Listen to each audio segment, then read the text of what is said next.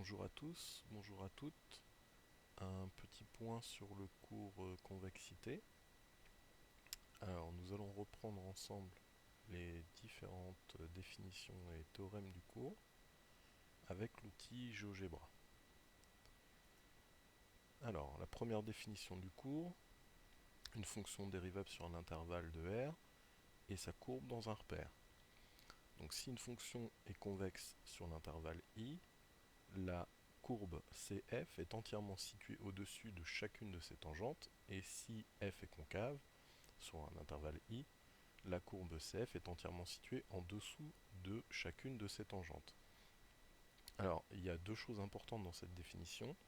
La première, c'est la position de la tangente par rapport à la courbe, et la deuxième, c'est le mot chacune, chacune de ces tangentes. Donc, il faudra bien vérifier à chaque fois que partout sur la courbe, la tangente est en dessous ou au-dessus de la courbe, suivant la convexité. Donc le premier des exemples que je vous avais mis dans le cours, c'est la fonction carré. Donc la fonction carré, qui est représentée ici, et alors j'y ai placé un point B que je vais pouvoir déplacer sur la courbe. Je vous mettrai le fichier en lien, vous pourrez le récupérer et travailler dessus si vous voulez aussi. Donc ce point B, c'est un point qui est sur la courbe qui va être mobile. Alors, il y a l'outil tangente dans GeoGebra, et je vais créer la tangente passant par le point B, donc je clique sur le point B, à la courbe x carré. Donc vous voyez ici en noir la tangente à la courbe x carré au point B. Et je vais déplacer le point B pour vérifier que cette tangente, en fonction du point B, elle est bien toujours en dessous de la courbe, et à aucun moment la courbe ne sera en dessous de cette courbe de x carré, représentative de x carré. Donc là, la tangente est bien en dessous, partout, sur la courbe. Et alors, on pourrait penser là, dès que j'atteins un certain point, on pourrait penser ici que la droite, qui est la tangente, passe au-dessus. Mais c'est pas le cas. Je peux dézoomer un petit peu. Et vous voyez, elle reste bien en dessous. Donc ça, c'est l'importance du chacune de ces tangentes. Donc partout, sur la courbe, elle restera en dessous. Alors ici, pour la courbe x carré, si elle est en dessous, ça signifie que la fonction x carré, elle est convexe. Premier exemple pour une fonction convexe. Alors, un autre exemple avec la fonction, alors j'ai pris la fonction 1 sur x, comme dans les exemples de cours. Fonction 1 sur x.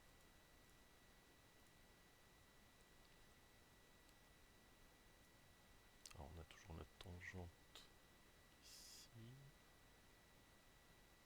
que je vais masquer.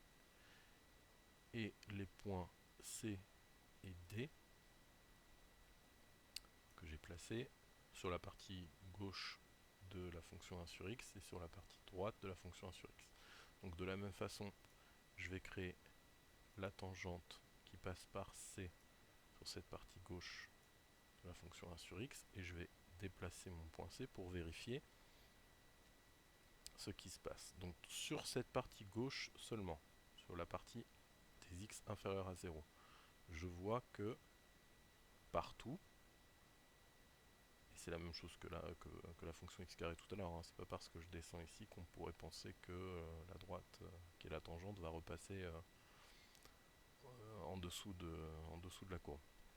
De là, de la même façon. Donc là, je vois bien que la tangente, elle est toujours au-dessus de cette partie de la courbe. Donc ici, je peux dire que la fonction 1 sur x, elle est concave sur moins l'infini jusqu'à 0. Et elle n'est pas définie en 0. Alors, si je regarde sur l'ensemble de la courbe, je vois qu'ici, et là, elle est au-dessus de cette partie-là, mais elle est en dessous de cette partie-là. Alors, je vais masquer cette partie-là, puisqu'elle ne m'intéresse plus, et je vais regarder pour le point D. Tangente au point D par rapport à la courbe 1 sur x. Alors, cette tangente ne m'intéresse plus, et je vais déplacer le point D et donc sa tangente. Ok, ici, je vois que la tangente, elle est toujours en dessous de la courbe. Donc ça veut dire quoi? Ça veut dire que ici, la fonction, elle est concave. Ici, la fonction, elle est convexe, puisque ça respecte ma définition. Alors, globalement, si je m'intéresse à toute la fonction 1 sur x, je ne peux pas dire qu'elle est convexe ou concave. Elle est ni l'une ni l'autre. Par contre, si je l'étudie sur différents intervalles, deux intervalles ici en particulier, moins l'infini 0, je peux dire qu'elle est concave, et sur 0 plus l'infini, je peux dire qu'elle est convexe. Bien. Alors, un autre exemple que j'ai pas mis dans le cours, mais une fonction, alors pas comme la fonction 1 sur x, vous voyez ici la fonction que j'ai définie, c'est la fonction x puissance 4 moins x cube moins x carré moins x. J'ai placé un point A et je vais tracer sa tangente. Et je vais regarder un petit peu la convexité. Alors,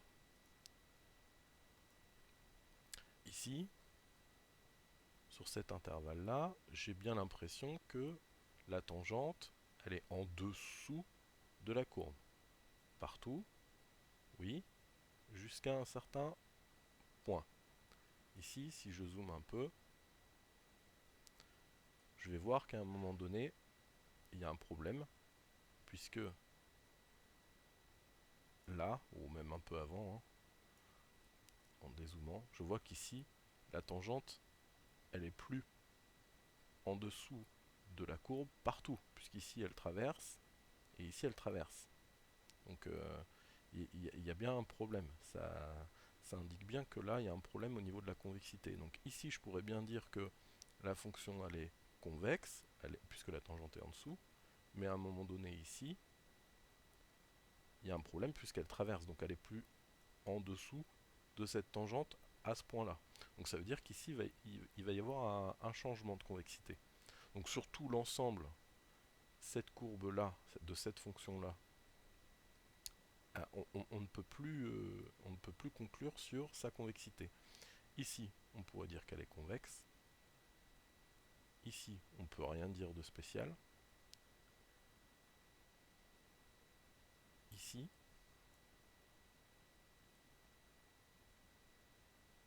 et là, à partir d'un certain point par ici, à peu près, quand je vois que la courbe elle reste bien au-dessus, je pourrais dire que là, elle est convexe, convexe, convexe. Je dézoome et je regarde, toujours convexe. Et alors là, je ne sais pas plus, toujours convexe. Ok, et je pourrais continuer et dire qu'elle est convexe. Donc vous voyez, ça c'est un exemple de courbe d'une fonction dont on ne peut pas dire sur son ensemble de définitions si elle est convexe ou concave.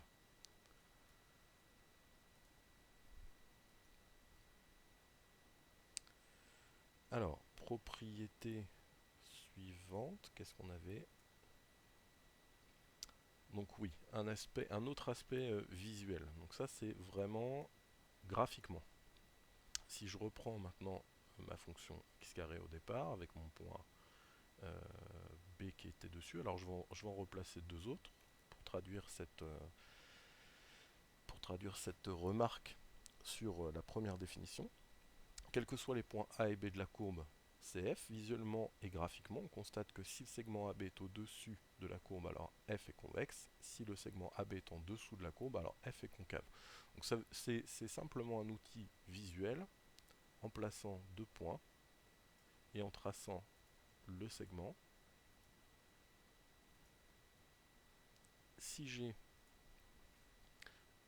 le segment qui est au-dessus de la courbe, comme là, comme ici, alors je peux conclure que la fonction est convexe. Donc c'est juste une remarque, c'est juste un outil qui permet visuellement tout de suite d'avoir une indication sur la convexité de la courbe, de la fonction.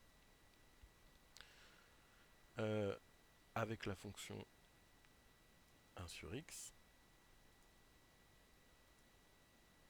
alors je vais masquer mes points G et H et mon segment. Alors, on avait ici une partie convexe, ici une partie concave. Bon, je vais faire la même chose, placer 2 points, ici et ici, tracer mon segment,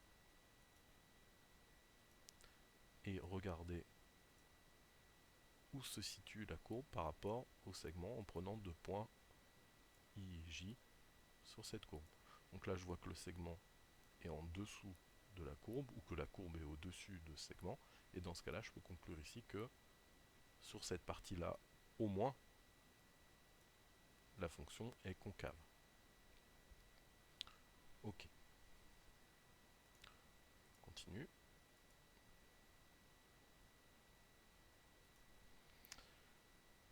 La définition ou la remarque suivante. Donc l'étude de la convexité apporte des indications sur la façon de croître ou de décroître d'une fonction. Ainsi, une fonction croissante convexe croît de plus en plus, comme la fonction carré sur 0 plus l'infini.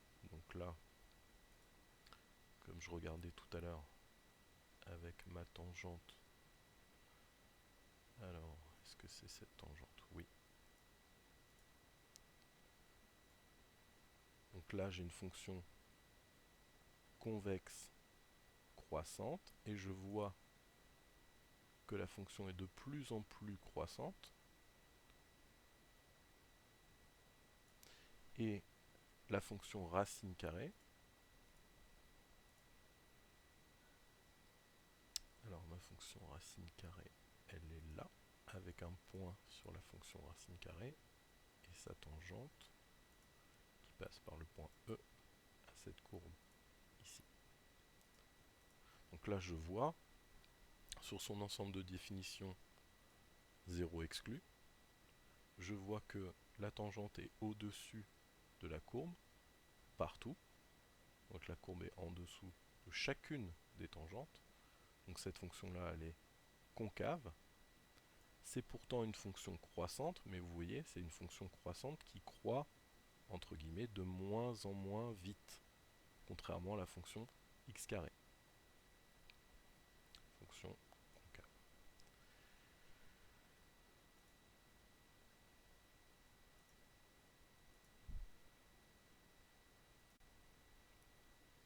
Alors, le théorème admis du cours. Si f est une fonction dérivable sur l'intervalle i de R, f est convexe sur i si et seulement si sa fonction dérivée f' est croissante sur i. Et f est concave si et seulement si sa fonction dérivée f' est décroissante sur i. Alors, à travers un exemple, pour expliquer ce théorème, je reprends ma fonction x carré avec mon point B sur cette courbe. Et je trace ma tangente au point B à cette courbe. Je vais regarder, ce qui m'intéresse ici, le coefficient directeur de la tangente, qui, je vous le rappelle, correspond à f' pris en l'abscisse de ce point, l'abscisse du point B. Donc, si j'observe comment se comporte cette valeur, le nombre dérivé, qui est le coefficient directeur de la tangente, je vais pouvoir déterminer comment se comporte la dérivée elle-même, en tous ces points. J'ai pris un point B, et je vais augmenter son abscisse. Vous regardez ici, l'abscisse du point augmente, donc je me déplace de gauche vers la droite, et on regarde en même temps le coefficient directeur de cette tangente. J'augmente l'abscisse du point B, et je vois que cette valeur négative augmente jusqu'à 0, et elle continue d'augmenter ici. Si je reprends mon théorème, je vois que f est convexe sur i parce que la fonction dérivée f' est croissante. Ça se voit avec le coefficient directeur ici qui augmente. Cette valeur augmente. Plus mon point B augmente, plus le coefficient directeur augmente. Ça veut bien dire que f' augmente. Alors, je vous accorde que sur l'aspect graphique, c'est pas forcément quelque chose de super évident. Je pense que plus simplement, c'est ce qu'on verra donc juste après, il vaut mieux passer par l'étude de la fonction. Parce que graphiquement, c'est pas spécialement évident, mais par l'étude de la fonction, ça le devient. Alors, à travers un autre exemple, puisque là, on avait l'exemple convexe, on va prendre la racine carrée, la fonction racine carrée, le point E et la tangente ici, à la courbe. Si j'observe le coefficient directeur, donc qui va représenter l'ensemble des valeurs f' pris en l'abscisse du point E, et que j'augmente, je déplace le point E avec des abscisses croissantes, j'observe que le coefficient directeur de la tangente diminue. Donc ça veut dire que les valeurs de f', donc que f' de x est décroissante. Et cette fonction racine carrée de x, on l'a vu, c'est une fonction concave. Correspond à la deuxième partie de mon théorème. Alors, les conséquences. F seconde, la dérivée de la fonction f, c'est-à-dire la dérivée de f'. Si cette dérivée seconde est positive, alors la fonction est convexe. Si la dérivée seconde est négative, alors la fonction est concave. Ces conséquences sont assez évidentes, puisque je vous rappelle que quand vous voulez étudier les variations d'une fonction, vous passez par sa dérivée, vous en étudiez le signe, et ensuite vous faites la conclusion. Donc là, on veut trouver les variations de f'. Pour trouver les variations de f', il va falloir dériver f', donc f seconde, étudier le signe de f seconde pour déduire les variations de f'. Donc les conséquences de ce théorème sont assez évidentes, puisqu'en fait c'est quelque chose que vous savez déjà faire depuis très longtemps. Sauf qu'ici on parle de dérivée première, donc la dérivée f', puis la dérivée seconde, f seconde. Le théorème suivant, dans la définition suivante, le point d'inflexion d'une courbe. Alors c'est quelque chose d'assez simple. Si on a une fonction qui est dérivable sur un intervalle I de R, CF sa courbe représentative dans un repère, on dit que CF présente un point d'inflexion si elle traverse sa tangente en ce point. Un exemple que je peux vous présenter à travers GeoGebra, et qui est un exemple que vous retrouvez aussi dans le cours, c'est la fonction x au cube. X au cube, un point F sur cette courbe, la tangente AF à cette courbe,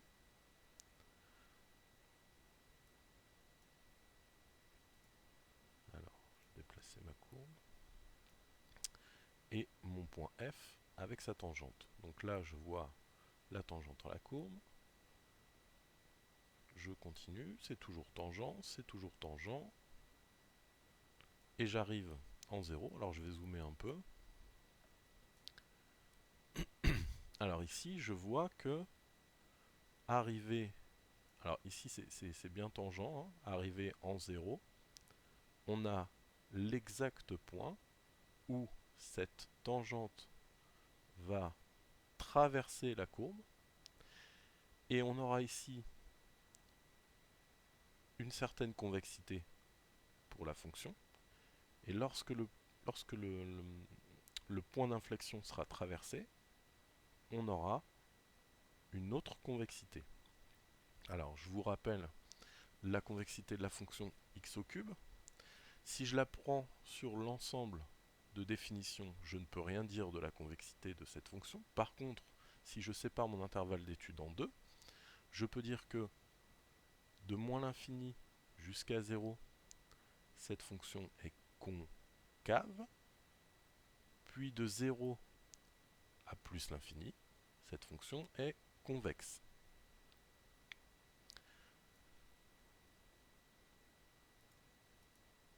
C'est les conséquences de cette définition. En un point d'inflexion, la courbe traverse sa tangente, cela signifie que la fonction a changé de convexité. Donc là, parce que j'ai un point d'inflexion, j'ai un changement de convexité, et inversement. Si la dérivée f' change de sens de variation en A, alors la courbe admet un point d'inflexion en abscisse A. Alors le changement de variation, on le voit, comme je vous l'ai dit tout à l'heure, avec l'équation de la tangente et le coefficient directeur de cette tangente. Ici, alors si je reprends mon point F un peu avant, donc là j'ai 1,05. Je vois qu'elle diminue, donc la fonction f' diminue, elle était décroissante. Donc ça veut dire que sur cette partie-là, la fonction est concave jusqu'à 0, et à partir de 0 qui est le point d'inflexion, le coefficient directeur de la tangente augmente, donc f' est croissante, et puisqu'elle est croissante, j'ai une partie convexe. Troisième conséquence, si la dérivée seconde f seconde s'annule en changeant de signe, alors en A, alors la courbe admet un point d'inflexion d'abscisse A. Ça, c'est plutôt la conséquence pratique, on va dire, intéressante pour nous, puisqu'en fait, notre travail pour l'étude de la convexité d'une fonction, le plus simplement possible, ce sera étudier le signe de f seconde, déduire les variations de f', conclure sur la convexité de la fonction.